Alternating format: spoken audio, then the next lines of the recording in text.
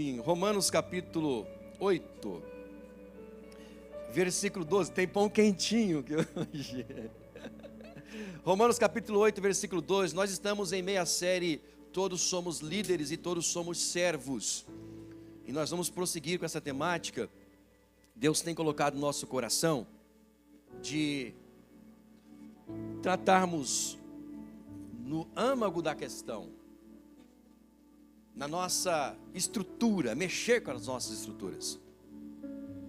E nessa temática de todos somos servos e todos somos líderes, são dois extremos.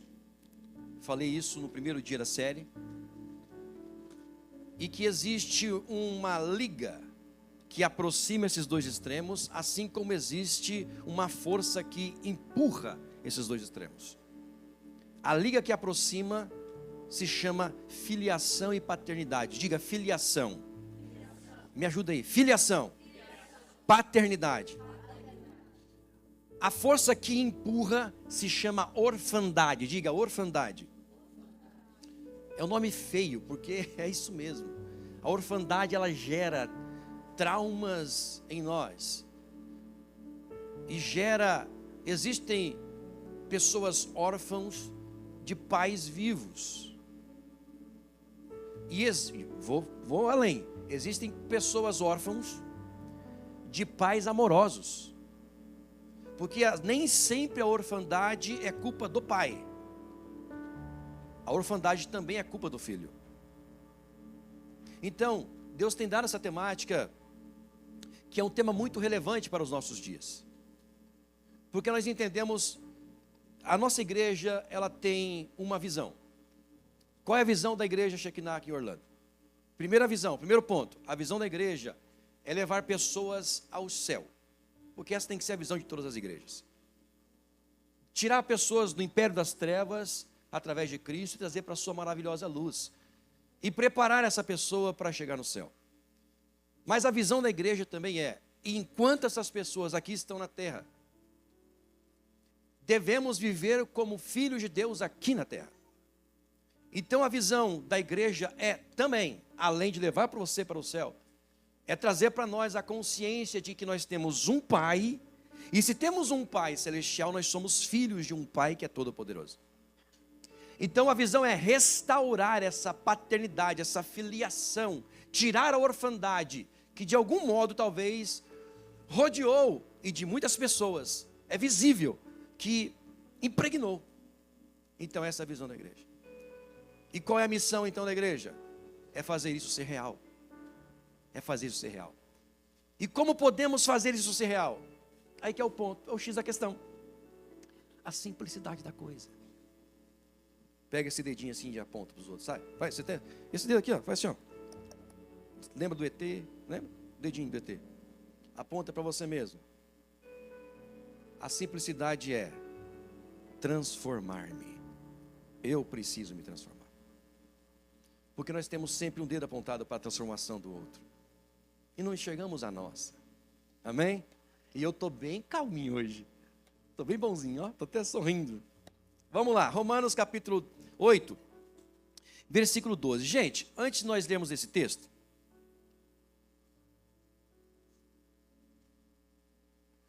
essa série ela tem uma missão, que é nos desenvolver em dois níveis da maturidade. Diga, maturidade. Dois níveis de maturidade. Dois níveis de maturidade. Qual é o primeiro nível de maturidade que nós precisamos nos desenvolver? É a maturidade social. É aquilo que nós precisamos ter para nos relacionar com o nosso próximo, com o cônjuge, com os filhos, com os amigos, no ambiente de trabalho. Esses dias estávamos assistindo um filme, era até interessante, né? Estava eu, a Raquel, eu, a pastora e a Aninha em casa. O filme chamava assim, o tema do filme era Aprendendo a Ser Pai. Eu falei, uau, bonito. Mas o filme, na verdade, o tema deveria ser assim, como não ser um pai, desaprendendo a ser pai, porque era totalmente contrário do negócio do filme. E no filme, o pai, era uma pessoa impulsiva, que vivia trocando de ambiente de trabalho, porque não durava uma semana nesse ambiente de trabalho, brigava. Onde ele estava, ele arrumava confusão. E sempre ele saía do lugar dizendo assim: esse lugar não é para mim, eu sou melhor do que esse lugar. A culpa nunca estava nele. E aí, como um bom pastor, a gente assiste, até os filmes que a gente assiste, a gente começa a observar algumas coisas do ser humano, que é intrínseco ao ser humano. Então, essa série Deus colocou em nosso coração para que nós possamos desenvolver o primeiro nível de maturidade, que é a maturidade social. Porque nós vamos um dia morar no céu. Fala, eu vou morar no céu. Você tem certeza disso? Quantos tem certeza que já morar no céu? Porque eu fiquei até em dúvida agora. Meia dúzia falou. Diga, eu vou morar no céu.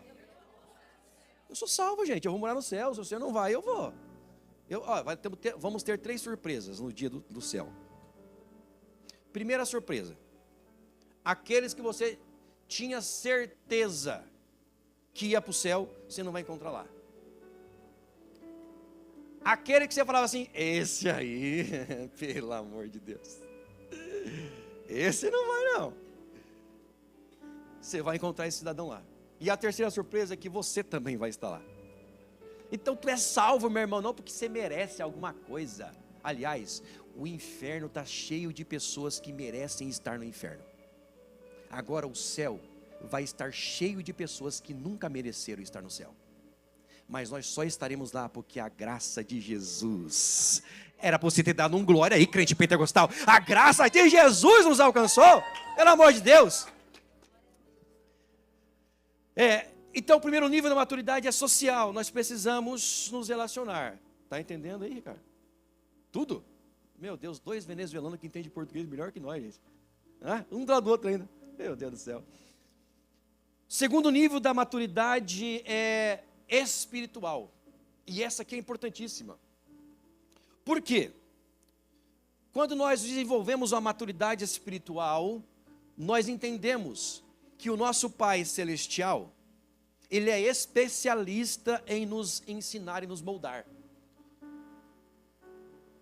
A especialidade dele é tão grande, que a maior parte das respostas do nosso Pai para os nossos pedidos não é sim, é não.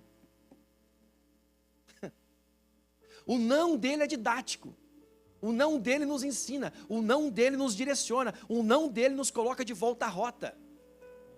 Se eu perguntar quantos de vocês já receberam sim, você vai contar nas suas mãos talvez uns 5 sims. Mas se eu perguntar quantos não vocês receberam, meu Deus do céu, pastor, incontáveis. E graças a Deus, você já imaginou se Deus desse sim para tudo que nós pedíssemos para Ele? Estava nem aqui. Mas o nosso Pai Celestial, Ele desenvolve essa maturidade espiritual em nós, que nós chegamos ao ponto de não nos aborrecermos, porque pior coisa é nos aborrecermos com o Criador. E pasmem, é muito comum.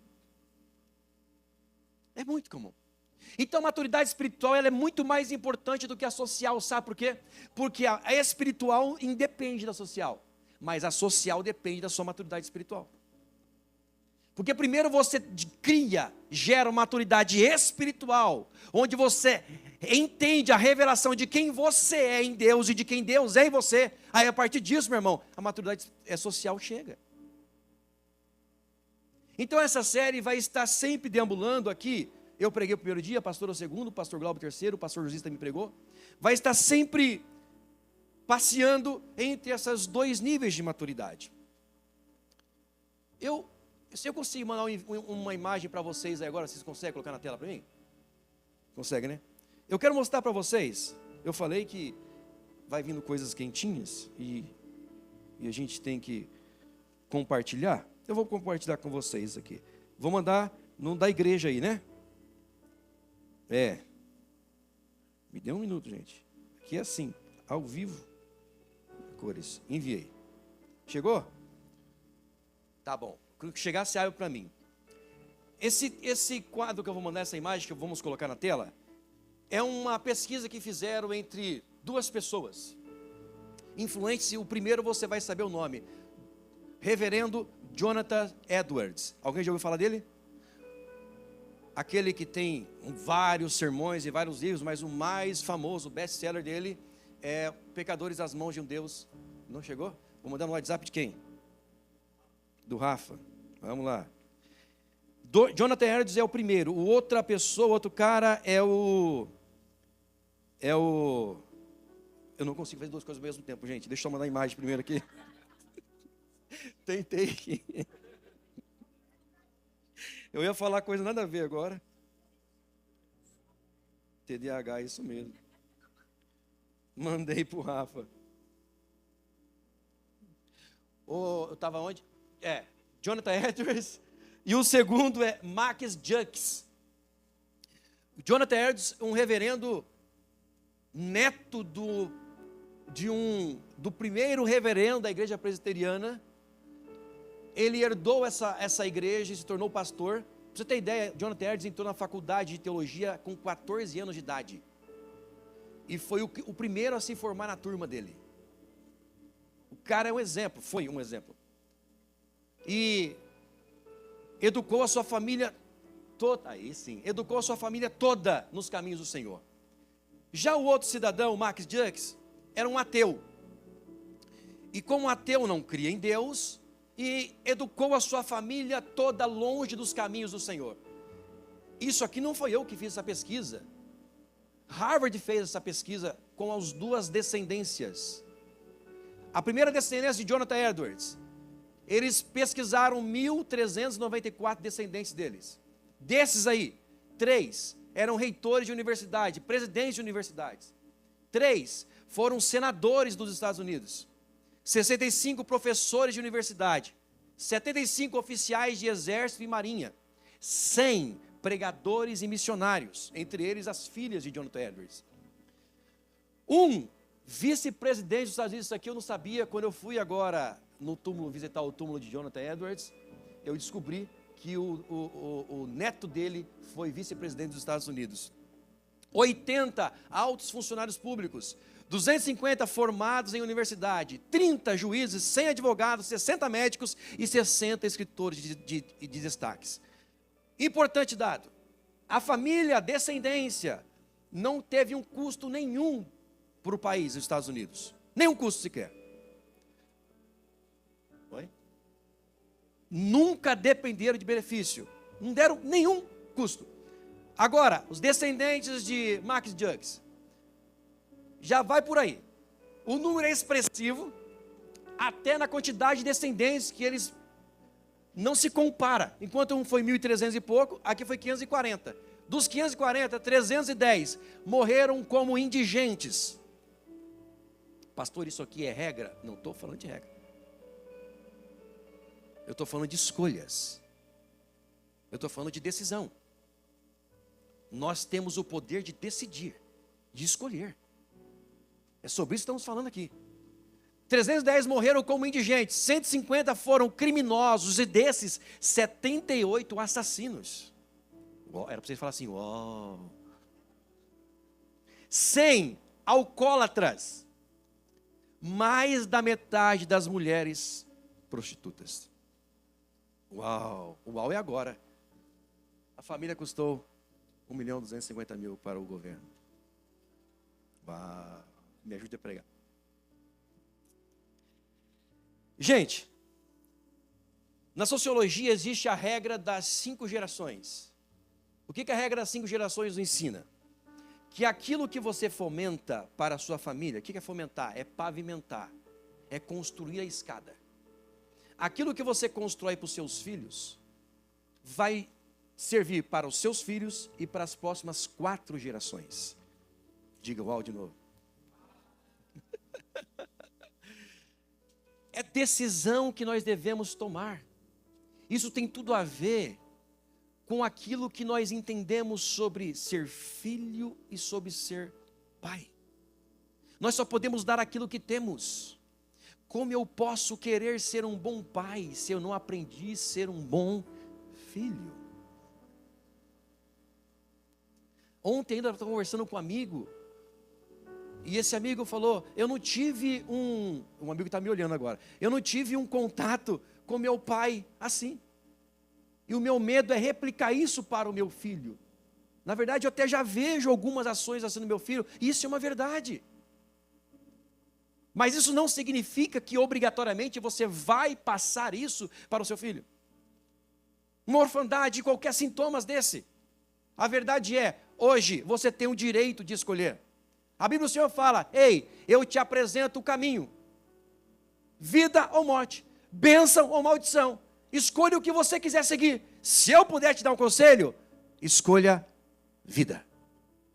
Então nessa noite a palavra do Senhor para nós já começa assim com uma palavra profética. Eu gosto disso para você levantar a mão e dar glória, tá? A palavra profética do Senhor nessa noite é, ei, a mensagem de Cristo Jesus já foi pregada na cruz do Calvário. Eu dei a vida como opção e dei a morte como escolha. O que você quer escolher? O que você viveu com sofisma de mente, com aquilo que a cultura embutiu na sua mente, ou com o que a palavra do Senhor diz sobre você? O que você escolhe essa noite?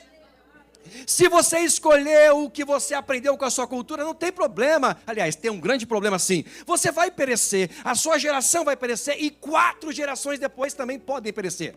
Agora, se você escolher a mensagem de Cristo na cruz do Calvário, sabe qual é a mensagem? Eis que faço nova todas as coisas.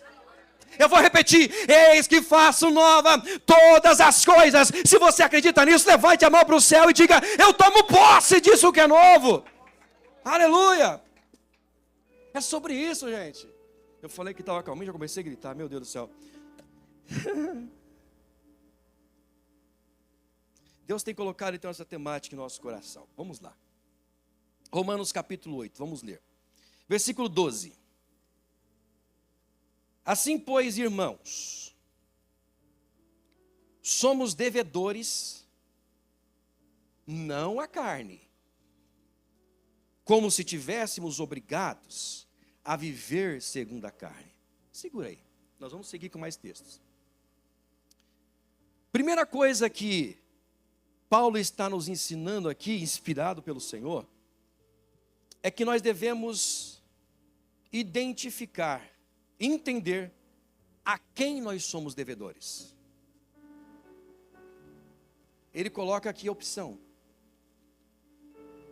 Você pode ser devedor e se achar devedor à carne, e a carne aqui são obras, diga obras, leis, sofisma de mente. Sabe o que é sofisma de mente? Aquilo que você acha sobre tudo, a sua cosmovisão. E a maior parte dos nossos sofismas de mente não vem com base em teoria que nós lemos e estudamos. Nesse mundo tecnológico, é com base com o que nós assistimos no TikTok, YouTube, Instagram. Nós estamos vivendo em um tempo onde o analfabetismo bíblico está exacerbado. Porque crentes não têm lido mais a Bíblia. Pasmem, existem pessoas que têm pregado sermão que não foram eles que produziram, foi a inteligência artificial. Então, a carne aqui é as obras, aquilo que nós imaginamos. Você acha que você é devedor disso? Porque pessoas vivem em ciclos da vida. E, gente, eu estou falando isso aqui muito em amor para vocês. O que estou aqui dizendo para vocês hoje, não é olhando, querendo atacar você, é falando primeiro para mim. A palavra do Senhor fala para mim, porque esse que vos fala é um pecador tanto quanto você. É alguém que erra como você. Sabe? Às vezes nós entramos no ambiente da igreja e Deus tem colocado pessoas na igreja, no trabalho, no nosso convívio de relacionamento, irmão Edson, para transmitir uma palavra de confronto para as nossas vidas. E nós nos amarramos numa autodefesa de achar, está querendo me atacar. Ou sempre, quem é que ele pensa que é? O cara erra mais do que eu. É tempo de nós recodificarmos essas estruturas psicológicas e emocionais da nossa mente. E passarmos a entender que Deus, Ele levantou uma jumenta para falar com o tal do profeta. Deus, Ele pode colocar pessoas no nosso caminho que nós nem conhecemos. Pessoas que talvez, teoricamente, inferior a nós, com nível de estrutura, de estudos, às vezes inferiores ou superiores, mas não importa. Quando Deus quiser mostrar para nós uma direção, ou nos transformar, nos moldar, Ele levanta quem Ele quiser. O que nós devemos pedir ao Senhor todos os dias é sensibilidade, para saber quando é Ele que está falando conosco. Então essa noite eu falo em amor para você. Essa série nós estamos falando em amor. Até quando nós vamos ficar pensando que aquilo que nós trouxemos da nossa história é certo, e não conseguimos abrir os olhos para perceber que estamos caindo em incoerência dia após dia? Entra anos e sai anos, nós estamos entrando e saindo com as mesmas incoerências, porque não queremos mudar a forma de pensar, porque eu nasci assim, eu cresci assim. Gabriela, ela nem está aqui para se defender aqui. A síndrome da sinhazinha, sabe? Então Deus está tratando isso na nossa mente. Primeiro ponto, nós devemos entender a quem nós devemos. Gente, todos aqui foram unânimes e levantaram a mão e glorificar, dizendo que é um salvo que vai morar no céu. Isso é maravilhoso. Mas se de fato eu sou um salvo e vou morar no céu, eu jamais estou devendo e sou devedor da minha carne. Porque se eu achar que eu sou devedor aos meus sofismas de mente, não é o céu que me espera, é o inferno, você me desculpa. Porque se eu achar que eu sou, pastor Glauber, como um reformado como eu, se nós acharmos que nós vamos para o céu pela nossa própria força e obra, já somos condenados.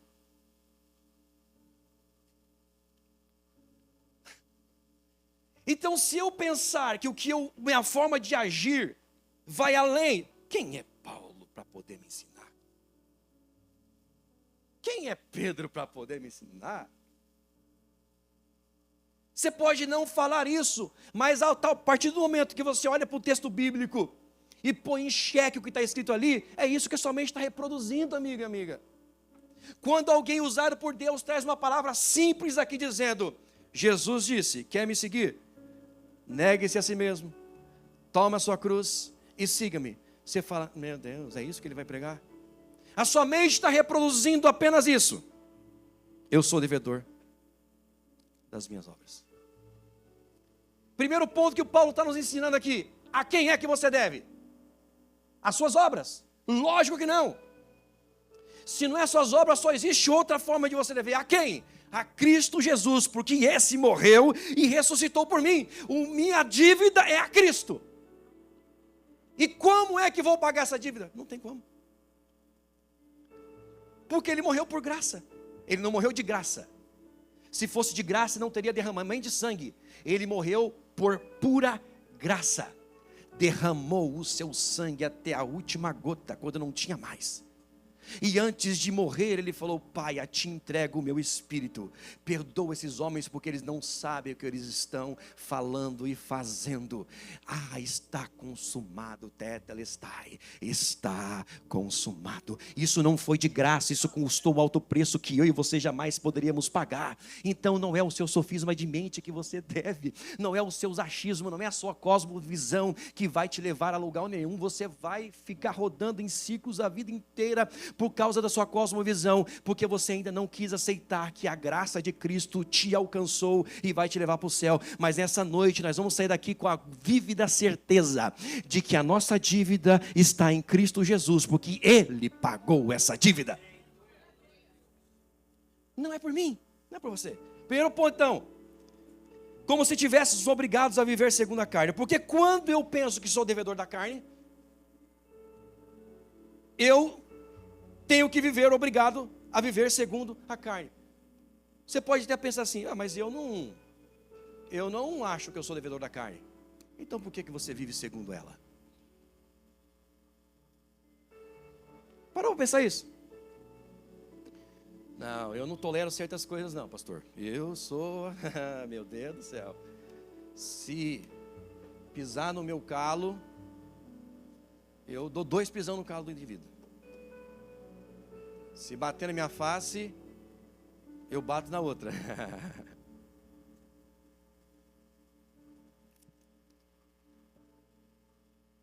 Atitude de quem acha que a sua dívida está para com a carne. E quando nós achamos isso, por mais que não verbalizamos, as nossas ações é viver como escravo da carne. Vamos seguir o texto? Versículo 13. Porque se vocês viverem segundo a carne, caminharão para a... Eita. Se vocês viverem segundo a carne, caminharão para a morte. Abra aí, 2 páginas para trás. Romanos capítulo 6, versículo 15. 6, versículo 15 ao 23. Capítulo 6 de Romanos, versículo 15 ao 23. Pode achar, estou esperando. Vamos lá? Diz assim o texto: e então, havemos de pecar porque não estamos debaixo da lei, e sim da graça? A pergunta, você entendeu? Como nós estamos debaixo da lei, então, havemos de pecar? Eu posso pecar deliberadamente? Já vem a resposta: de modo nenhum. Versículo 16. Será que vocês não sabem que, ao se oferecerem como servos para obediência, vocês são servos daquele a quem obedecem? Vocês estão entendendo essa linguagem dele? Aceitei a Cristo, eu estou me oferecendo como servo da obediência. E, se eu me ofereço a isso, eu sou servo daquele a quem eu obedeço. Seja do pecado que leva à morte, ou da obediência que conduz à justiça. Ele está apontando um paralelo aqui, gente. Versículo 16, versículo 17. Mas graças a Deus, que têm sido escravos do pecado, vocês vieram a obedecer de coração a forma de doutrina a que foram entregues. 18. E uma vez libertados do pecado, foram feitos servos da justiça. Eu vou repetir, volta lá. Uma vez que libertos do pecado, foram feitos servos da justiça. Versículo 19. Falo em termos humanos, por causa das limitações de vocês.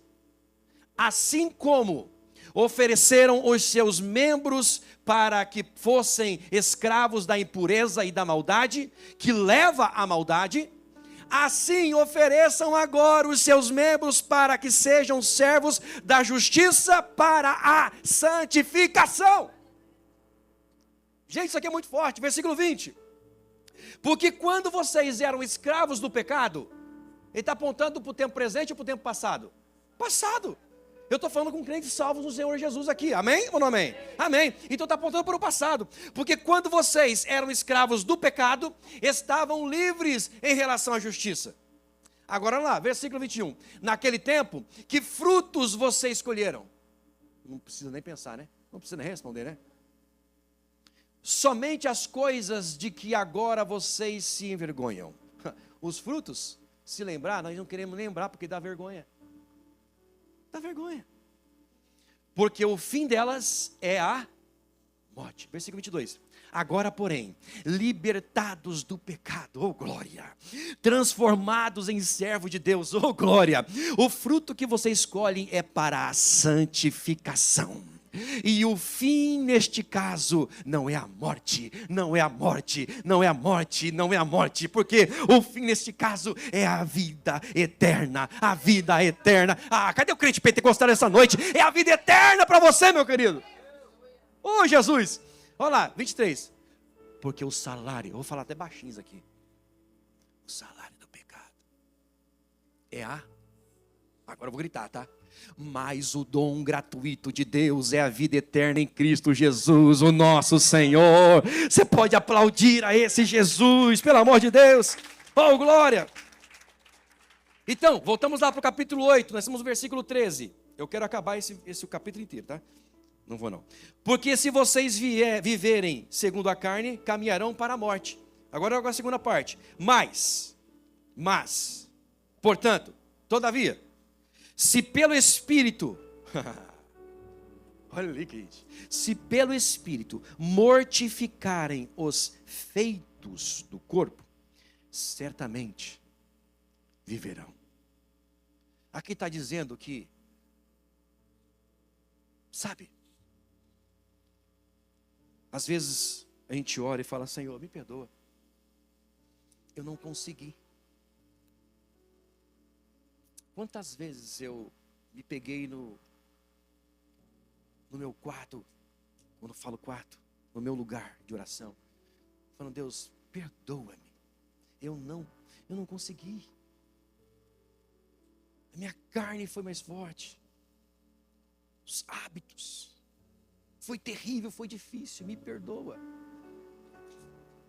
Isso é real. Porque se você for querer lutar, não estou nem falando do diabo, gente, eu estou falando de nós mesmos, tá? Ok? Se você for lutar consigo mesmo, você vai mas vai tomar uma surra. É um UFC, é um reality show. É um UFC assim, ó, verdadeiro. Você vai ser, desculpa a expressão, ser socado, vai tomar porrada. Já ouviu falar a expressão, tomando porrada da vida? É assim. Porque com a sua força, até contra você não consegue. Eu acho que sou eu então. Mas olha o que o texto está dizendo aqui. Mas se, com a sua força, pelo Espírito. Mas se pelo Espírito, é assim: Senhor, acordei mais um dia, obrigado pela noite de sono reparadora, obrigado. Só que agora eu tenho mais tantas horas pela frente. Se o seu Espírito não estiver comigo, meu Deus do céu, eu vou fazer como Moisés. Se o seu Espírito não for comigo, não me deixa sair de dentro de casa, porque aqui dentro eu já vou fazer bobeira. Se eu sair sem ele, então, Senhor, que o seu Espírito vá comigo, porque se ele for comigo, eu consigo mortificar a carne. É isso aqui: pelo Espírito mortificarem os feitos do corpo, certamente viverão. Versículo 14: pois todos os que são guiados pelo Espírito de Deus são o quê? Filhos de Deus. O elo que nos une ao Pai se chama Espírito Santo.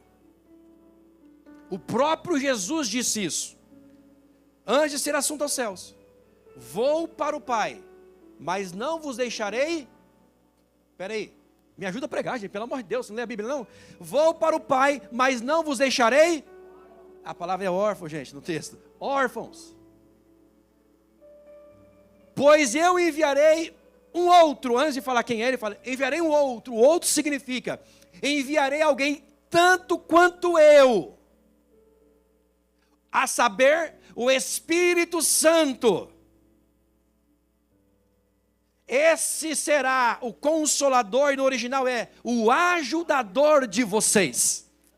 Você não entendeu, senão você teria dado glória agora.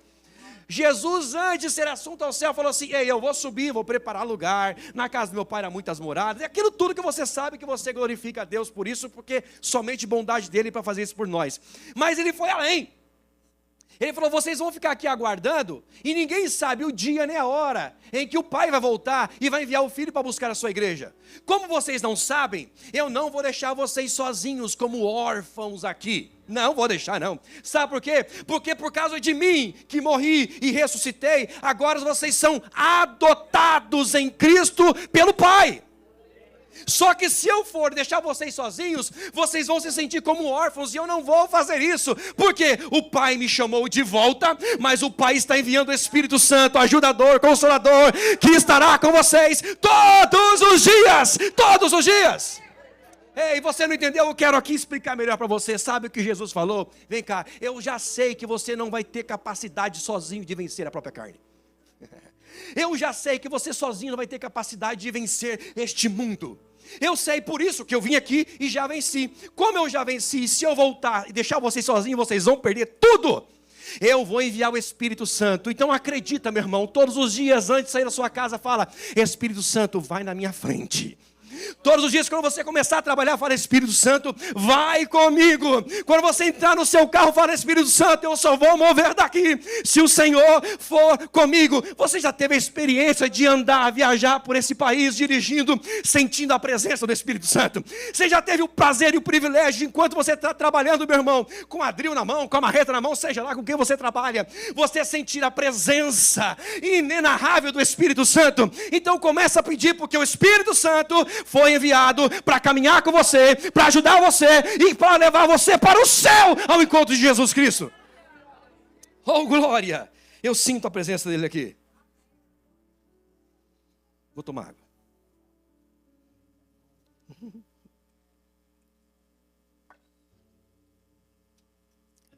Então. Pois todos os que são guiados pelo Espírito de Deus são filhos de Deus. Nós recebemos o Espírito Santo para nos relacionarmos com o Pai. Para nos relacionarmos com o Pai. Casados que estão aqui hoje. Tem algum casado aqui hoje, gente? Só vi um eita glória ali, só. Meu bem. Casados que estão aqui hoje. Quando você conheceu, irmão, a sua digníssima esposa, quando eu conheci a minha, além da beleza dela, precisou de um outro elo para fazer com que vocês tivessem um lar e um matrimônio. Porque a beleza acaba. Aquela maçã, aquela uva, daqui a pouco vira um abacaxi, vira um maracujá. E nós que antes era magrinho, vira uma pelotinha de gordinho. Está amarrado. Até você, bombadão, você também vai virar.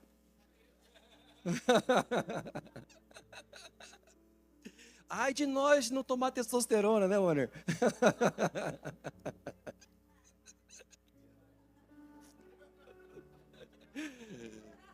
Rapaz, veio uma história para contar agora, mas a última que eu contei causou um alvoroço na igreja. Não vou contar. Chega, não vou.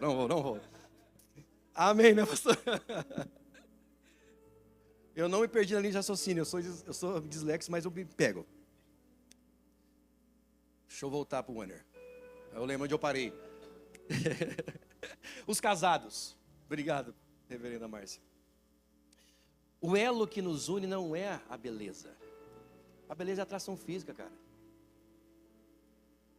E eu paro aqui porque tem menores na sala, não pode ouvir. Mas a atração física é a beleza. O elo que nos faz ter um casamento, presidente Fábio, é o amor. É o amor. No seu relacionamento para com Deus, o nome do amor é Espírito Santo. É aquilo que é o elo na sua ligação, sabe? No seu relacionamento com Deus, com o Pai. É isso. Deixa eu correr para acabar, gente. Versículo 15. Eu acabo aqui, daqui a pouquinho. Porque vocês não receberam o espírito de... Está falando assim, olha... Se você acha que recebeu o Espírito Santo, o seu ajudador, e você ainda está agindo como escravo, não foi o Espírito Santo que você recebeu.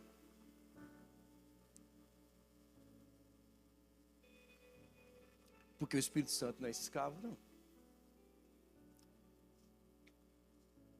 Vocês não receberam o espírito de escravidão para viverem outra vez atemorizados, mas receberam o espírito de adoção. Oh, meu Deus, por meio do qual clamamos, Abba, Pai. Esse é o espírito que nós recebemos, um espírito de adoção. Abre sua Bíblia em João, o Evangelho de João, capítulo 8. Para nós terminarmos, agora de verdade. João, capítulo 8. Vamos ler o versículo 34, 35 e 36.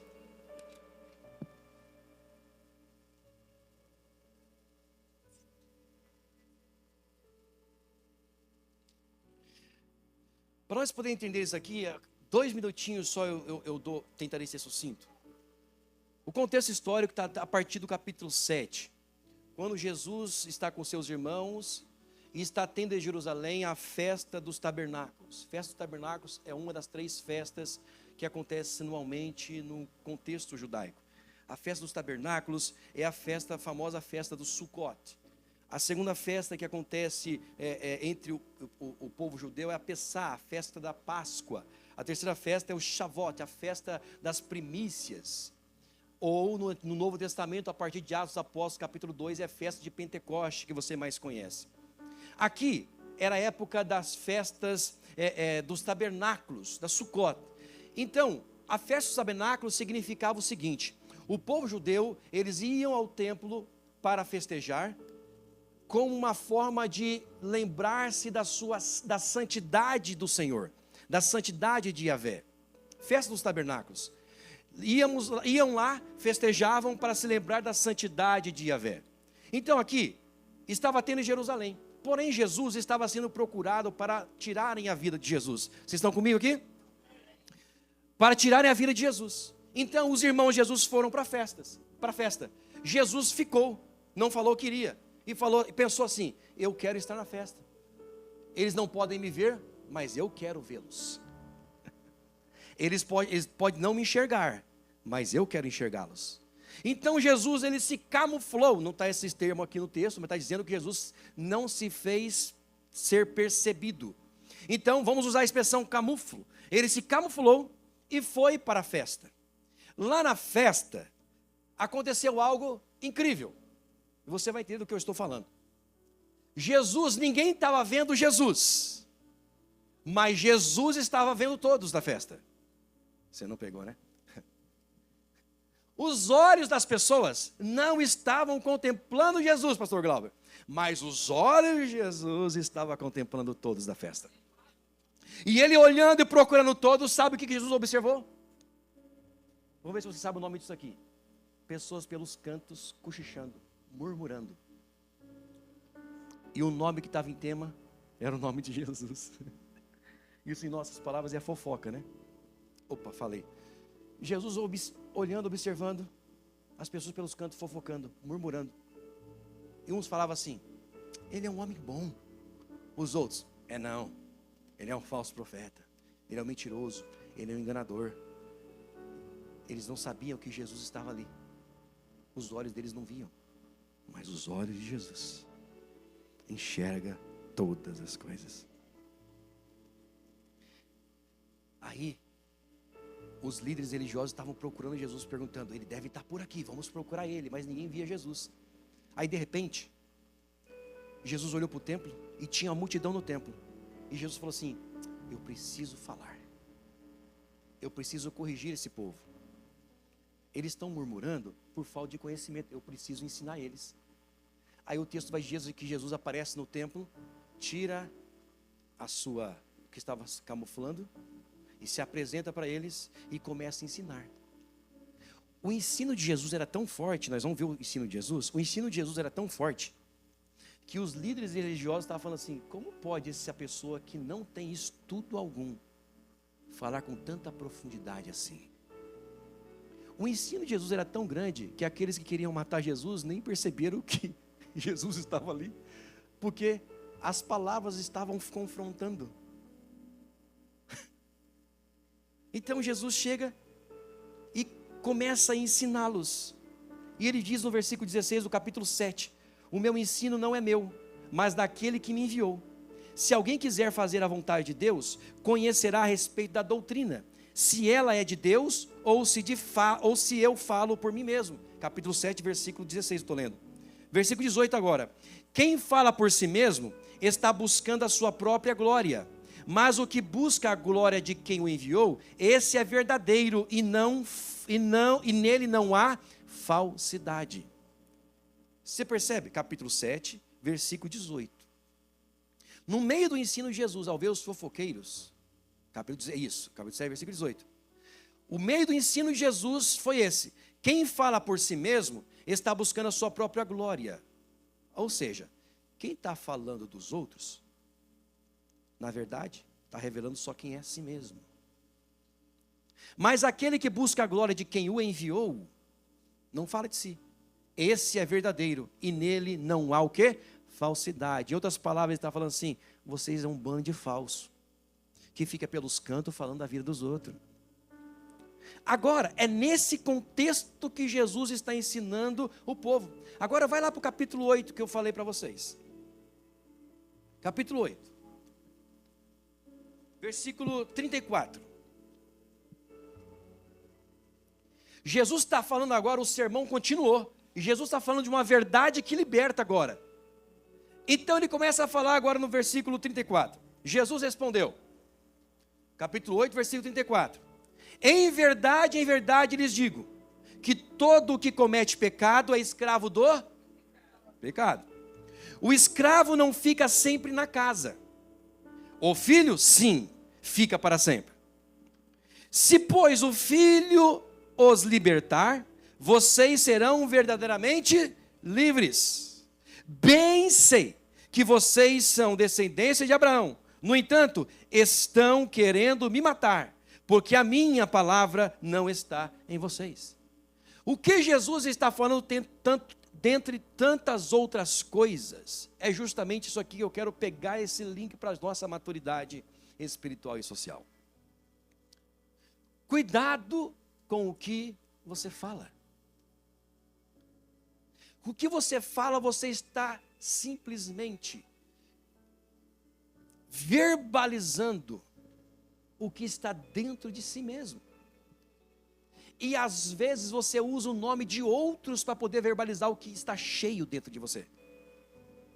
Apontando uma falha, pseudo-falha de outros, sendo na verdade que dentro de você está cheio disso. O ensinamento de Jesus aqui, ele está falando sobre o pecado em forma geral. Mas também está falando sobre esse tipo de pecado. A palavra que você verbaliza tem poder, meu irmão, para abençoar e para amaldiçoar. Se nós somos salvos em Cristo Jesus, e o caminho que nós caminhamos não é segundo a nossa obra, mas é segundo o Espírito de Deus, da minha boca tem que sair palavras de bênçãos e jamais palavras de maldição. Tem alguém comigo aqui hoje? E eu vou encerrar agora aqui, que agora começou a apertar, né? Eu vou encerrar. Qual é o tema que nós estamos tratando, gente? Todos somos filhos, todos somos servos. Maturidade, filiação e paternidade. Precisamos corrigir brechas que existem em nossas vidas. Existem pessoas que caminham com Cristo há anos e ainda não desfrutaram do sobrenatural de Deus, porque ainda não aprenderam a tratar aquilo que é ordinário. Sabe o que é ordinário? Parece uma palavra feia, mas não. Ordinário é aquilo que cabe a você fazer. Às vezes estamos buscando o extraordinário e não estamos cuidando de fazer e cumprir com o ordinário. Eu estou sorrindo porque eu te amo. Em Cristo eu estou te falando essa noite. É papel fundamental nosso como igreja desenvolver isso em nós, porque os nossos filhos estão nos assistindo 24 horas por dia. Eles são a próxima geração. Sabe por que eu e minha esposa estamos de pé? Porque a geração dos nossos pais e dos avós fomentaram o caminho para isso. Qual é o caminho que você está fomentando para o seu futuro? Para a sua próxima geração. Lembre-se, estou falando isso em amor. Porque eu me preocupo com o futuro da minha filha. Me preocupo tanto e falo: Senhor Jesus, como eu não sou pós-tribulacionista, graças a Deus, Senhor Jesus, o Senhor pode voltar amanhã. Porque se eu fosse pós, não podia falar isso, né? Porque o pós acredita que ele ia voltar depois de 7 anos da grande tribulação. Ele não acredita que ia voltar amanhã. Como eu não sou pós, eu sou pré-tribulacionista, eu falo: Jesus, o Senhor pode voltar amanhã. Oxalá se o Senhor voltasse essa noite. Porque eu não sei como vai ser o futuro da próxima geração e minha filha vai estar aqui. Os mais antigos, não que eu não sou tão antigo assim, eu sou novinho, mas os um pouco mais velhos, como eu, só tenho 28, os mais velhinhos como eu, como era a outra geração? Nós falamos esses dias aqui, vamos ficar de pé para nós fingir que está terminando, gente? Nós falamos esses dias aqui, Eu falei que 8 horas eu acabava hoje a pregação. 8 horas em ponto. Ficamos de pé. Agora vai meia hora, mas... Esse dia eu estava comentando com os amigos. E, sério, agora eu não lembro qual foi os amigos que eu comentei. Que nós comentamos esse assunto. Eu me lembro de brincar na rua. A minha filha não sabe o que é isso. Os nossos filhos não sabem o que é isso. Só que eu não tinha videogame. Para me jogar videogame eu tinha que ir numa espécie de lan house, que ia pagar por minutos lá para jogar videogame. Quem era dessa época aí? Aí, ó, viu? Meu pai nem deixava aí, ó. Tadinha. Vai, fala, eu vou te ouvir. Fala. Não deixava. Aí, Alberto, dá um abraço nela aí, Alberto. Ó. Cura, vai, Senhor. Mas que bom, porque eu prefiro a minha geração do que essa. Brincava na rua, jogava bola. Rapaz, jogava no...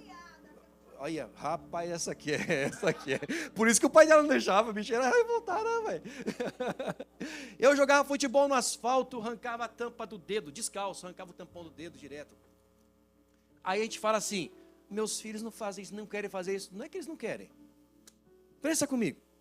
A agenda, quando eu falo agenda, eu estou falando de um universo, tá? A agenda foi proibindo isso acontecer. Como? Começaram a fomentar celulares, videogames e a mídia dizendo, está tendo sequestro. Não que não exista, sempre existiu, mas sempre aumentando. Está tendo sequestro, estão sequestrando crianças, estão fazendo não sei o quê, vão fazer o quê? Tranca seus filhos, não deixe seus filhos sair para a rua é perigoso. Enquanto isso, barateou o preço de videogame, celular. O que aconteceu? Inverteu tudo. As crianças ficaram trancadas dentro de casa agora. Tira agora o celular da mão deles para você ver. Me mate, mas não tire meu celular. Meu Deus. A gente brinca, mas é verdade. Aí eu penso assim, meu pai, volta para buscar a sua igreja. Como vai ser a próxima geração? Se a geração atual eu tenho que polir a pregação para poder pregar para vocês. Porque se eu falar aquilo que Deus coloca no coração abertamente, se você ler o texto bíblico como tem que ser lido, a geração está cada vez mais mimimi, está mais difícil, gente. E eu não estou falando isso aqui para dizer que somos piores ou melhores, nada disso. O Senhor está nos trazendo essas palavras aos nossos corações nesses dias, para dizer para você, eu confio em você. Eu acredito em você. Você pode melhorar, você pode ir além do que está fazendo. Acredite na próxima geração. Mas para você acreditar, você precisa fomentar, pavimentar o caminho. E como está sendo o caminho que você está pavimentando, pai e mãe? Adolescentes e crianças, como é o caminho que vocês estão pavimentando para vocês mesmos? O que vocês esperam para o futuro de vocês? Nós crescemos dizendo que a Bíblia é o nosso manual de fé. Antes, o crente ia para a igreja como? Como que se reconhecia um crente antes, gente? De terno. Meu Deus. Sem barba. Com a Bíblia o quê? E sabe como que o crente andava indo para a igreja? Com cego andei e perdi. Não podia ver ninguém na rua. Meu amigo, quero falar para você. Jesus te ama, cara. Gente, esses crentes antigamente, quando eles apontavam o dedo para nós, as irmãzinhas do coque, meu Deus do céu, tinham medo.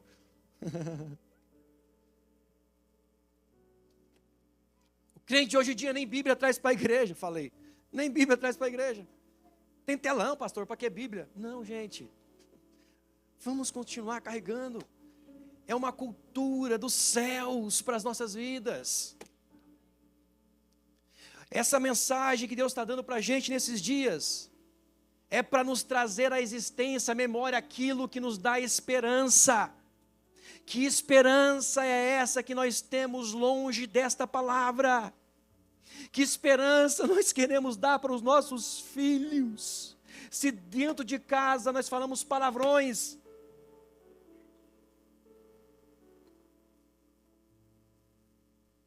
eu sou pastor dessa igreja, eu tenho que falar algumas coisas. Como é a tua língua dentro de casa? Como você trata a sua esposa? Como você trata o teu marido? Seus filhos têm visto você brigar? É isso que está passando para eles. Os nossos filhos só vão replicar aquilo que aprende com os pais. E não faz cara de bravo para mim. Eu estou acabando agora com a pregação mesmo.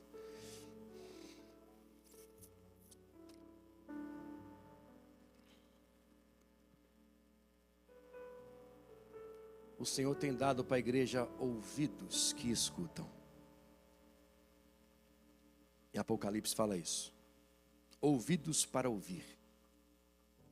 A igreja atual tem colocado fones de qualquer outra coisa, de músicas qualquer, mas não tem ouvido a palavra do Senhor para a igreja. Com muito temor eu falo isso para vocês. Com muito temor eu estou pregando isso para vocês. Eu falo isso em Deus agora. Quando Jesus chama João em Pátimos, entrega a carta para as igrejas, Jesus não fala para a igreja. Jesus fala para o pastor da igreja. Se essa palavra é dura para os seus ouvidos, é a palavra que Jesus deu para o seu pastor. Ou você troca de igreja de pastor, ou você aceita a palavra de Cristo Jesus para você. Eu não vou voltar com essa palavra para casa. Ao anjo da igreja, escreve: isso diz aquele que era, aquele que é e que há de vir. Quantos esperam que há de vir? Em Deus eu falo isso para você. Em Deus nós pregamos essas mensagens para você. Prepara-te, Israel, para se encontrar com o Senhor teu Deus. Eis que estou à porta e bato. Aquele que abrir, eu entrarei, cearei com ele. E ele, a ceia não é sozinha. Ele está dizendo: eu vou entrar se você abrir. Vamos arrumar a mesa. Eu vou cear com você, mas você não vai ficar olhando, você vai cear comigo. Quem tem ouvido, ouça o que o Espírito diz. Quantos aqui são igreja do Senhor? Tem ouvido para escutar? Para ouvir? Levante a sua mão e fale: eu sou igreja, eu tenho ouvido, eu preciso ouvir isso. Obrigado, Senhor. Obrigado, Senhor. Eu quero orar com você. A ideia não é constranger ninguém. Acredite nisso. A ideia não é te constranger. Eu não. Porque eu me coloco nesse nível de pecador como você. De quem erra, tá? De quem erra. Não se envergonhe em pedir perdão. A minha filha tem 14 anos de idade. Eu já pedi perdão para minha filha algumas vezes. Porque falhei. Gritei na hora que não era para gritar. Se você nunca pediu perdão para o seu filho, reveja os seus conceitos. Reveja. Deus está dando cada coisa. É tempo de buscarmos a santidade do Senhor. É tempo de buscarmos a santidade do Senhor. É tempo de buscarmos. Quando Jesus falou sobre o pecado, Ele estava falando na festa do tabernáculo. Você lembra do tabernáculo? E eu vou acabar aqui agora de verdade. Tinha 3 lugares: a antessala, o lugar santo e o santíssimo lugar. Antessala, a mesa do holocausto e a pia de bronze para lavar as mãos. O santo lugar tinha o lugar a mesa do propiciatório, as lamparinas que estavam acesas. Ali era o lugar de santificação. Para quê? Para entrar no santíssimo lugar. O santíssimo lugar só o sumo sacerdote entrava.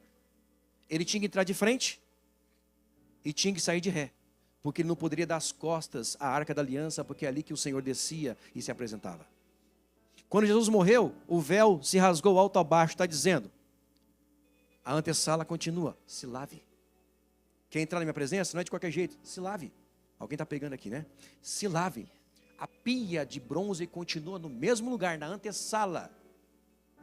Lave-se. Lavou, posso entrar? Não. Agora vai para o lugar santo, se santifique. Santifique-se na palavra. A palavra é a verdade. Ela te vai te santificar. Santifique. Se lavou, se santificou, agora entra no átrio santo, no santíssimo lugar. Porque o véu foi rasgado não por você, por Cristo Jesus. Mas agora lavagem e santificação depende de você. Você está me entendendo? Não sou eu que estou dizendo isso não, isso é Bíblia, gente. Se você não lê a Bíblia, eu estou te falando. O véu foi rasgado por Cristo Jesus e isso está consumado, meu irmão. Mas se você não lavar as suas mãos, o salmista perguntou, qual forma eu subirei ao Monte Santo do Senhor? Qual foi a resposta que ele mesmo deu? Aquilo ali é um solilóquio, ele falando com ele mesmo.